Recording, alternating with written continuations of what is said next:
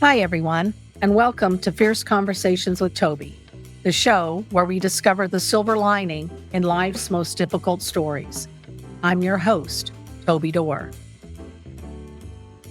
Hi, welcome to Fierce Conversations with Toby. My guest today is Alexa Bigwarfe, who's doing such amazing things in the publishing world. I just finished attending her Women in Publishing Summit, and I can't believe how much work goes into that and how flawlessly it all seems to come together. Oh, So how thank do you you. make that happen? A lot of work and a lot of support. I have a great Yes. team, and we start in May, preparing for the event in March. So it's fun, but it's a lot to handle sometimes. Yes, it is. And you're going to have a live event in the fall, which I would really like to come to, but I haven't been able to make that work. But I think that's pretty cool to now mix live events in with your virtual events. Yeah, this is a whole new world for me. So I'm starting with a small event. We hope to have about 50 to 70 people just focusing on book marketing, whereas the conference covers everything in the entire process from routes to publishing, writing, all the way through launch and marketing. And we hope it'll be a successful event. I've never done a live event, but I've got people supporting me. So I fingers think crossed. that's awesome. Yeah, I may still make it work. So I think it'd just I be hope awesome. so. That would be Yeah, great to have you.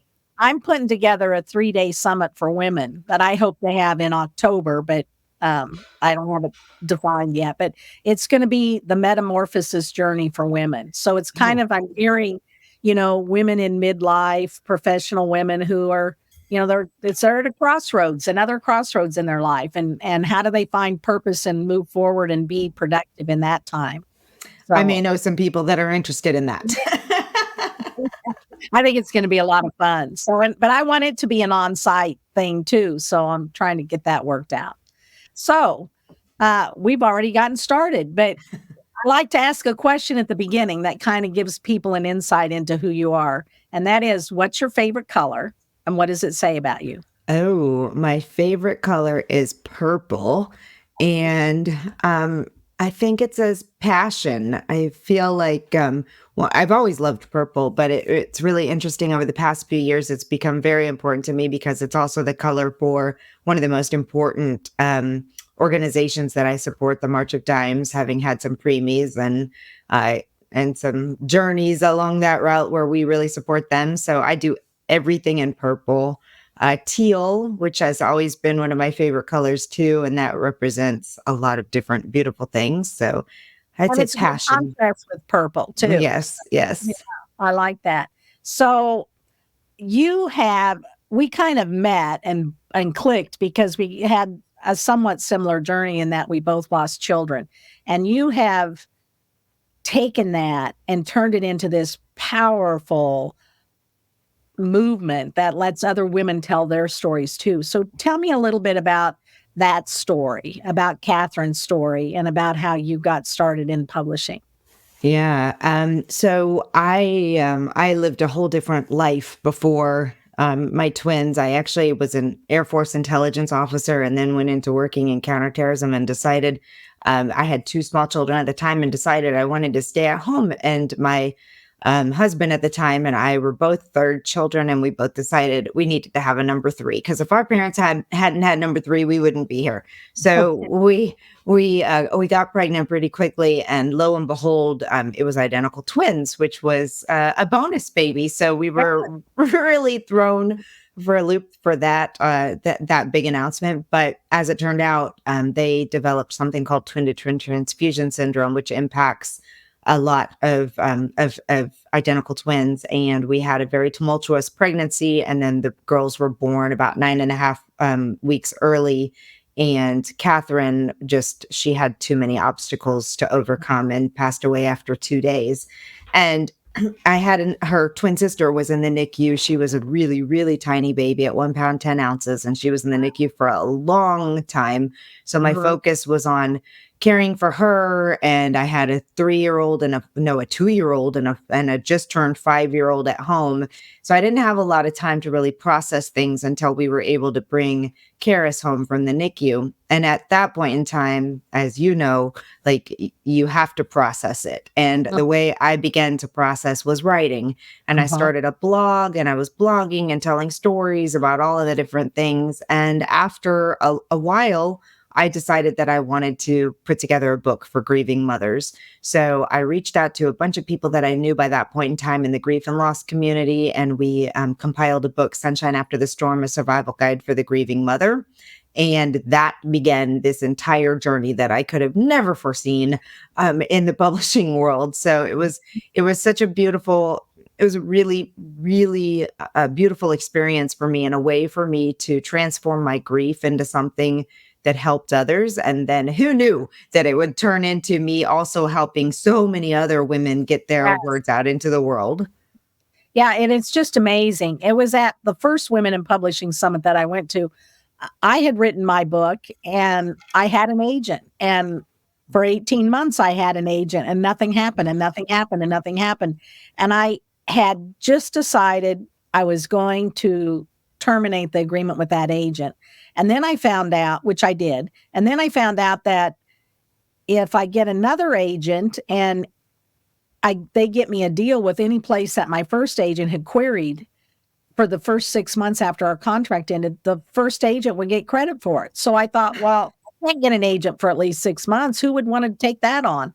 So I decided to just not do anything. And then I went to the Women in Publishing Summit, and I went to one of your sponsors was Grace Point Publishing, and I went to their event, and they listened. I was also a speaker there, and they listened to my story, and they reached out to me, and I ended up getting my book published. So that's pretty crazy how things work. It was a great journey, and I was really happy to be a part of that with you, because I just think your story and what you've done from your situation has just been incredible as well. So I've been really excited to see all of that play out. It's been so much fun. I can't even, I always say I'm not ever going to quit working. I'm going to work till I die. And then I say, what am I talking about? It's not work. I love it. It's not like a job. It's just so much fun. So, um, I usually ask people about traumas in their life, and you've told us about Kat, and I figure that's probably the biggest trauma in your life. But is there another trauma that's really pushed you to Mm. grow in a different direction? Oh boy, we could have a very long conversation about trauma. Well, as I mentioned, I served in the military, and I served during war. I was in a combat zone for, well, 3 different deployments. I was overseas supporting both Afghanistan and Iraq. And some things happened on those deployments that were pretty traumatic for me, which I am actually still processing. I shoved a lot of that aside until recently, actually. And it all came boiling back up about a year ago. And so that has led me to, I was officially diagnosed this year with complex PTSD, because with normal PTSD. With PTSD, it's generally one incident that they can help you work through, but with complex, it's a building of things. So we were all the way back, starting at that event and then moving forward and losing Catherine. And then a few years later, an aunt that I was very, very close to passed away pretty unexpectedly. And then in that time frame, my dad had a stroke and heart attacks and strokes and was very ill. And I was caring for him and raising 3 little ones. And then he passed away. And then 2 years after that, one of my really close friends died of ovarian cancer. And in the Yeah. midst of all of that, I was going through a divorce. So yes, I know a little bit about trauma. I think so. I would say so.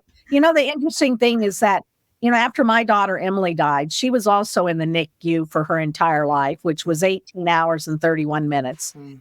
And I didn't know how to process it. And, going back home and writing in journals would have been the smart thing to do, but I didn't do anything. I just stuffed it inside. And actually, it wasn't until I was writing this memoir that I actually brought that all back out and processed it and was able to work through it. But, I can't believe how toxic stuff gets when you stuff it inside and don't let it out. You can't run from it. I mean, trust me, I tried, and one of my scenarios was I just kept myself as busy as I didn't realize that I was doing it, but Mhm. until years of Yes. therapy showed me this, but I just kept myself so busy and just adding more and more and more, Wow.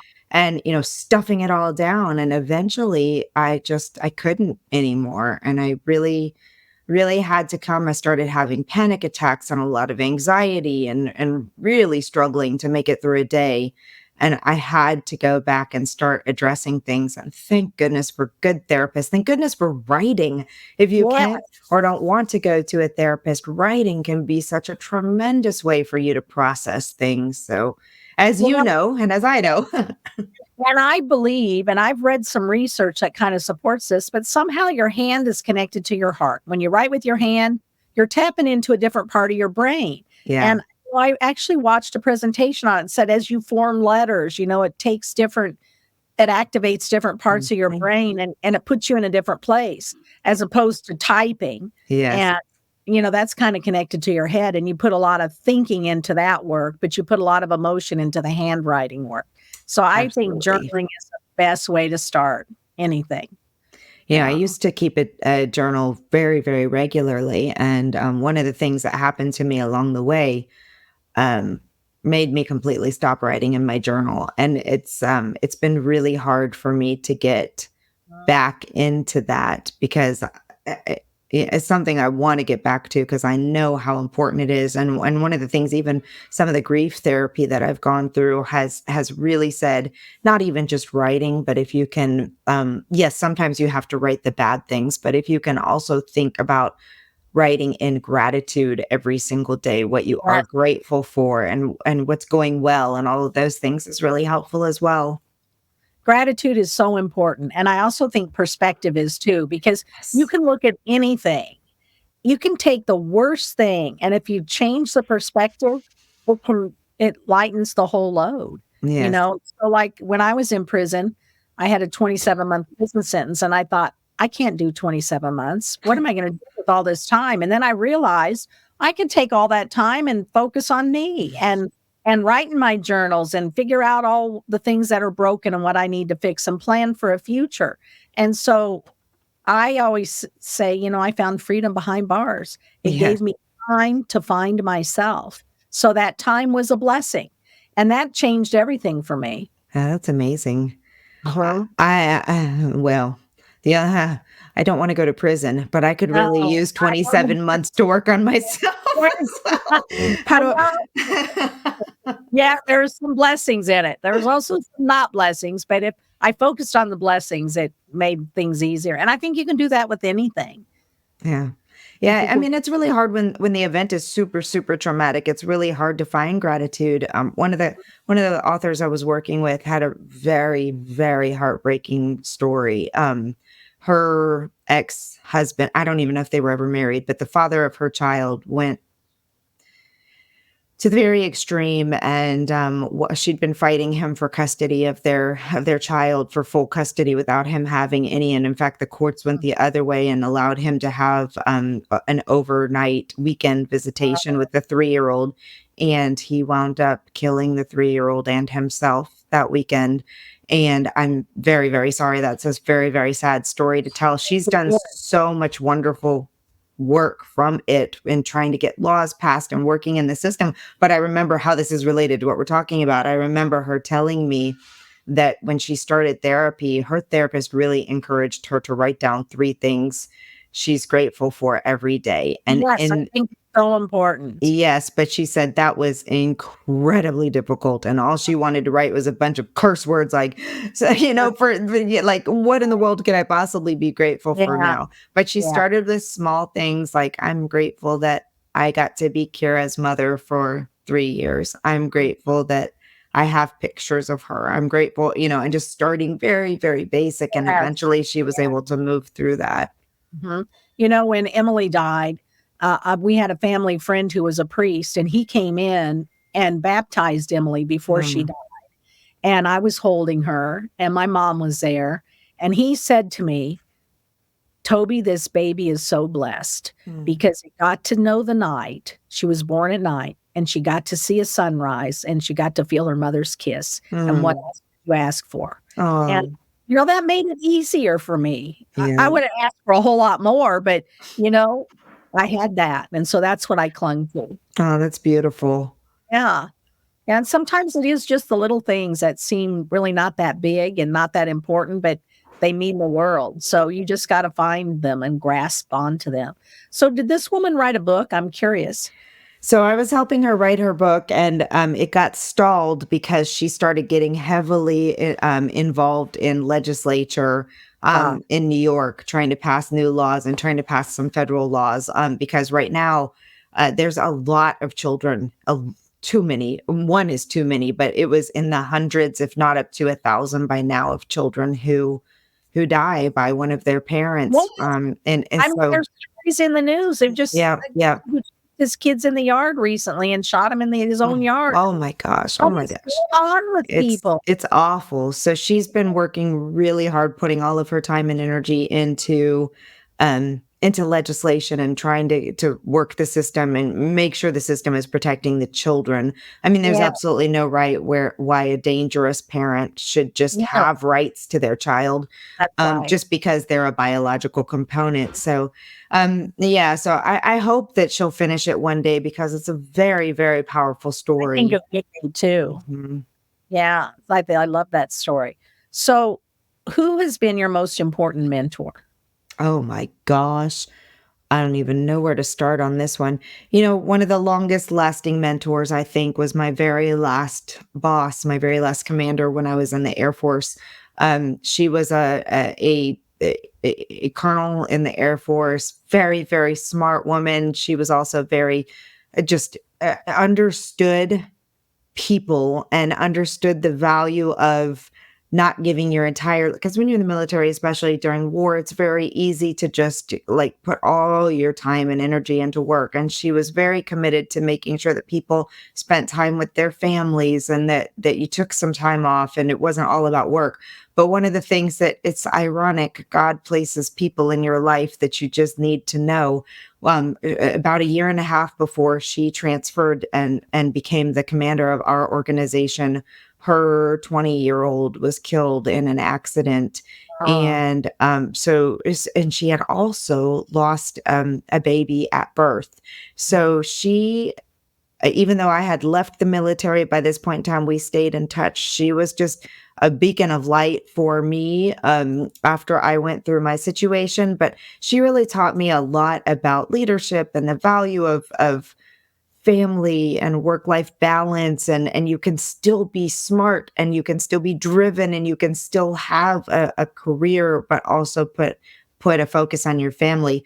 That was before the publishing industry. Then since I've gotten into the publishing industry, I've been mentored by so many amazing women like Michelle at Grace Point, like Kathy Mice at Publish, Fazia Burke from PubSite. Those just to name a couple of them. I mean, I gotta say, I'm super blessed. I have been very rich when it comes to finding people who have mentored me and helped me through different pieces of this journey.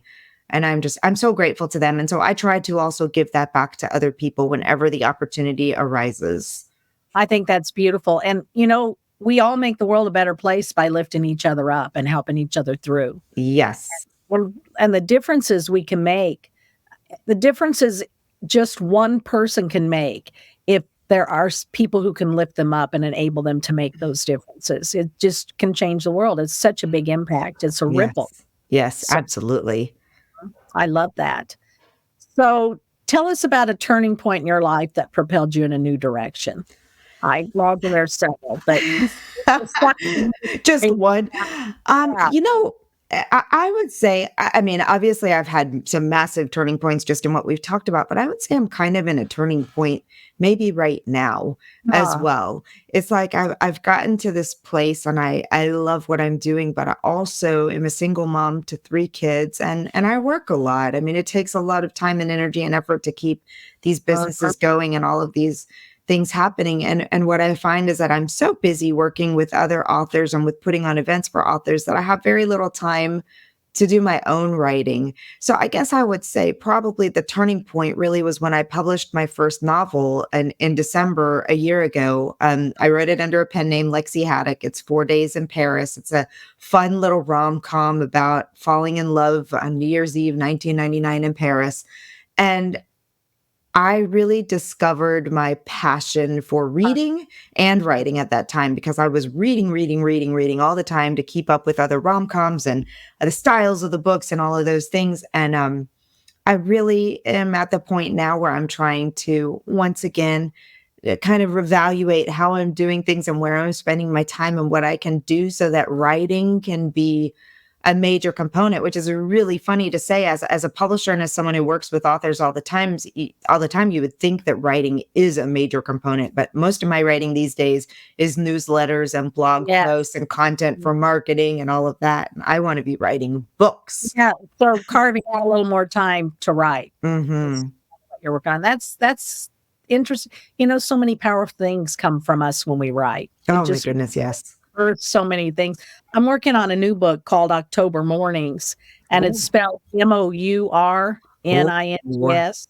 and it's reflections on life's changing seasons. So there's a collection of essays, but I got this idea. I love things that are different and creative.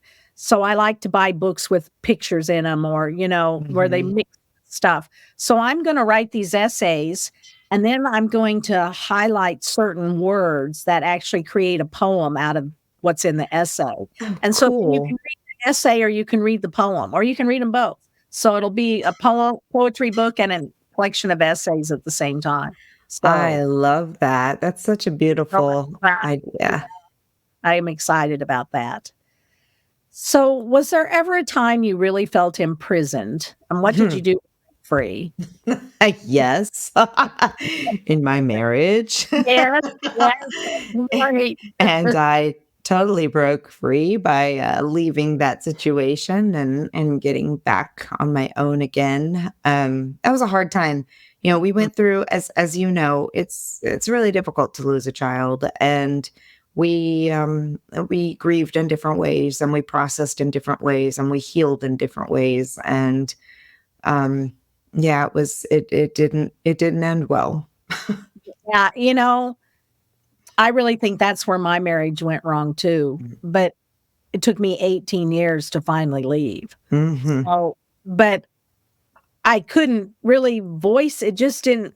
But that's the moment I think where our paths really diverged. And his way of dealing with it was let's never say her name. Let's never talk about her. Let's just pretend like she wasn't here. Mm. And that didn't work for me. No, he rarely does for mothers. Yeah.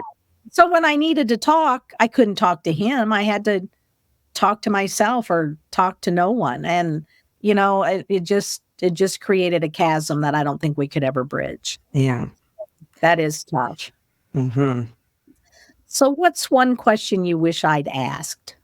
Oh goodness, Toby. Oh my, that's a hard one. Let's see. So maybe is there something you want to share that I didn't bring up or I didn't even know about? I think one thing that I love talking to people about is resilience. And just that, because especially the last 4 years have been so hard for everyone for a lot of different reasons. And the question I get asked a lot actually is, how did you do what you did? How did you, become a happy person again? How did you put all these things aside? What did you do? And the answer to that is that I made the choice. I chose to not stay stuck where I was. And that was really scary because when you've lost a child, it's very hard to stop grieving because you feel afraid that you may forget them or that you're doing a disservice or I don't know. It's scary. But I realized I had 3 other children here that needed me to be with them. And so what I did was I named my first company after her, Kat Biggie Press. I love that.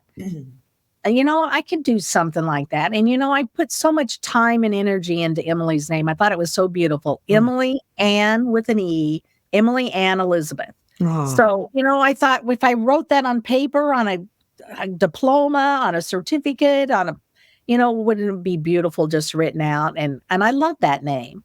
And you're right. I should name something after her. I love that. absolutely. Well, it's kept her very, very present in everything that I do, and it's a major part of my story of how all of this publishing stuff began. So I tell her story over and over. So she's definitely not forgotten, and she never could be anyway, Yeah, even if I didn't do those things. But right. it's really important for people to remember that we have one shot at this life. And Mhm. within that, we have many, many little shots. So if you make a mistake, the only thing you can do is, first of all, feel it. Don't stuff it. Do what you need to do to get through it, to grieve, to scream, to throw temper tantrums on the floor like a 2-year-old, whatever you need to do. And then pick yourself back up again and say, I'm still here and I still need to, Yeah, I need to keep moving forward. And it is hard. I know it's so it is hard. so hard. You know, I lost an adult child too to cancer, Oh, and there's such different losses, mm. and I don't think anything compares to losing a baby. I don't know why that is. Maybe It's the because you've lost the entire life. You yes, you don't, have nothing to remember. Yeah, I don't right. have any memories of her. I don't know what her voice would have sounded like, or her Yes, laugh, or even what color her eyes were gonna be. right. So, there's such an unknown, and it's just so tough, and here's a poem I wrote, gosh, like 15 or 20 years ago. It's a short little poem, but I think it kinda says it all. The thing I hate most about losing a child is that it's such a secret. New people in my life don't know, and how can I tell them when it only makes them feel bad? And that's kinda how you go on and you get a new job and you make new friends, and they know you have these 2 boys at home, but they don't know you have a daughter that died, Mhm. and you can't really say, "Oh, by the way, you know, I also have a daughter, but she's dead," and Right. then they go, "Oh," and Right.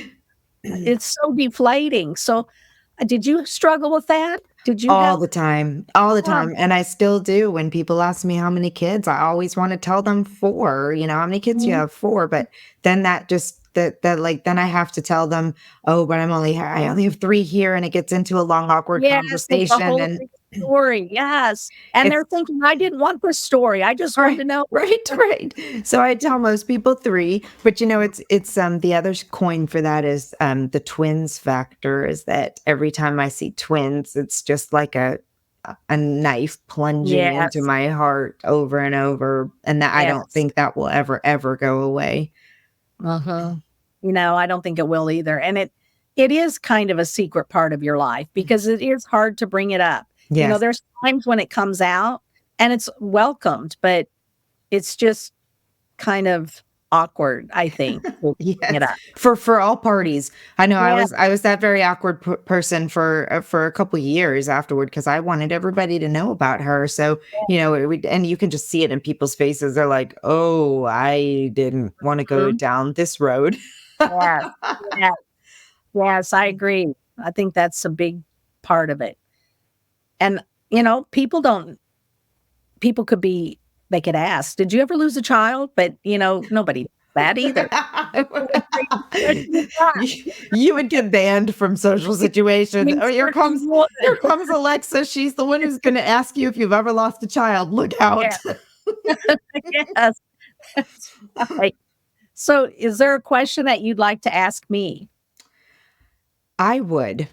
I would like to know how you have been able to, really take all that you've done. And to me, it's funny because when I hear you tell your story, it's almost like it wasn't a bad thing. And I'm Yeah, really curious about what you did to once you came out of prison. I mean, we hear so many stories of how difficult life mhm, is. I'm uh-huh. so curious about what got you from that day to where you are and doing all these things. Well, today I love the woman I am. Mhm. And it's the first time in my life I've ever loved myself and Oh, approved of myself. And going to prison is what got me to here. wow. So I can't ever wish it out of my life. I'll never go back. I promise I'll never go back. It wasn't fun, but it was the best thing that ever happened to me. Mm. I found so much of my power and so much of myself and so much of my story behind bars. That's amazing. Yeah, I just wouldn't be where I am today without it. I mean, So, you're a poster child for resilience and yes, taking bad and turning it into good. So it's yes, wonderful. yes. Yeah, and when you fall so far down, you can't go any further down.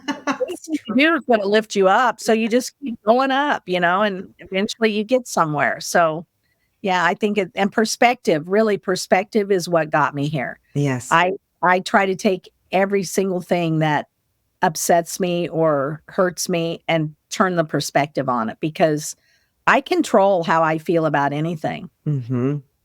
and I I love control that. the perspective of everything. Yeah. That is such good. I mean, that wasn't given out as advice, but I'm gonna take that as advice because it's really really easy. And this is one of the things that I've struggled with over with all the things that have happened in the last few years. It's really really easy to fall into the woe is me and why does this happen to Yes. me and this person did that to me and whatever. But I love that reframing of it of just saying I control how I'm going to, and that's hard. That's hard work. Yes, it is hard.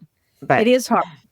I'm almost gotten to the point where it's second nature to me now. I just think, I don't have to be upset about that.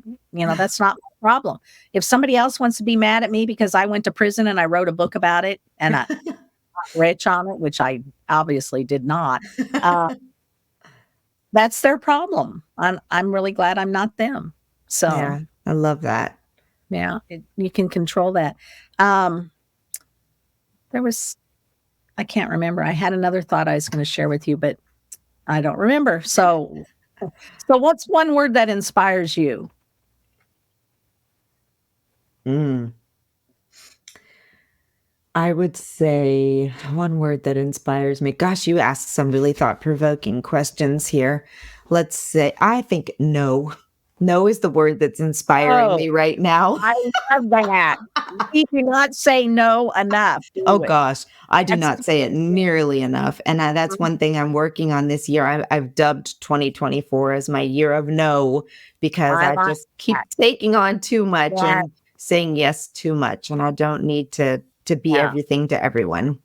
I love that. I love that. That's important too. And um, at the time of my escape, when I was at my darkest, most dysfunctional state, I had a checklist next to my bed.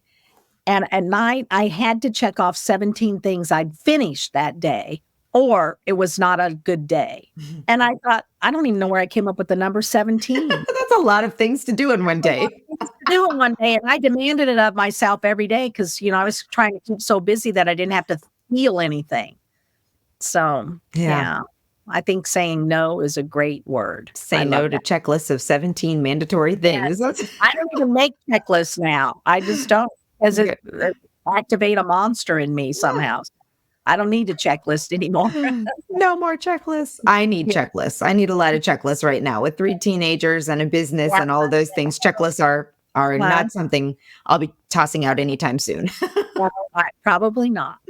Well, thank you so much, Alexa. I'm so delighted to have you on. And Alexa has Kat Biggie Press. She has Purple Butterfly Press, and she has the Women in Publishing Summit. And I'll have links to all those sites on in our show notes, so you'll be able to reach out to her. Did I miss one of your businesses, Alexa? Right, publish, sell. Just throw Oh, one right. more in there. Publish Sale. Let me throw that in. Yeah, that's right. Well, we'll have links to all four of them. It's funny. You probably don't have to ask most people, did I miss one of your businesses? Because most people don't try to run 4 businesses. But Yes, yes, like I said, year of no. No. yes. That's brilliant. I love that. I love that. Well, thanks so much, Alexa. Thank you, Toby. This was great. Thank you for joining me on Fierce Conversations with Toby. Your support and listening means so much to me, and I hope today's conversation makes a difference in your world. If you would like to support this podcast, there are many ways to do so. I found these ways tend to help the most in getting our message out into the world. Number 1, subscribe to the show on Apple Podcasts, Spotify Podcasts, YouTube, or wherever you listen to or watch this podcast. If you can leave a 5-star rating or a like on this episode on YouTube, that helps even more. And if you leave a comment or a review, that helps the most. The next way you can support Fierce Conversations with Toby is to join our Patreon at patreon.com/fierceconversations. All tiers come with a downloadable digital gratitude journal created by me and membership in a private Facebook group that I also lead. Most importantly, 10% of all proceeds from your subscription will go directly to donating my workbooks to women in prison. Finally, sharing the link to this show with your friends, family, and anyone who wants to listen is appreciated more than I can say. Thank you again for joining me today and supporting this show by listening to it and sharing it with friends. Fierce Conversations is created and hosted by me, Toby Dorr. Produced by Number 3 Productions. The theme song that you're hearing now, Grieving, was composed and arranged by Lisa Plass. Lisa also plays the flute for the theme, with Carolyn Parody on piano and Tony Ventura on bass. Find out more at tobydor.com. This is Fierce Conversations with Toby. Escape your prison.